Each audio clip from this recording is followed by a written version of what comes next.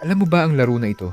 Nanay, tatay, gusto kong tinapay. Ate, kuya, gusto kong kape. Ang kwento ko ngayon ay ang pinagmulan ng larong ito, ang tatay lasingero, ang nanay bungangera, ang ate at kuya, inaabuso ang bunso na laging nag-iisa. Gutom! Malungkot! Inaabuso sa sarili niyang tahanan araw-araw. Hanggang sa isang gabi, hindi na niya kinaya. Sa loob ng isang kwarto, may isang buhay ang nawala. Naabutan siya ng pamilya na nag-aagaw buhay. Mahina, nanginginig, pero may sinabi. Nanay, tatay, gusto ko ng tinapay sa lamay ko. Ate, kuya, gusto ko ng kape sa libing ko. Pero hindi nila pinansin.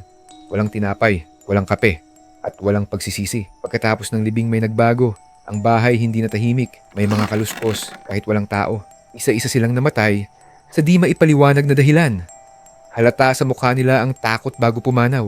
Ikaw, naranasan mo na ba maglaro ng nanay-tatay? Paki-follow naman ako bago ka dalawin ni Bunso.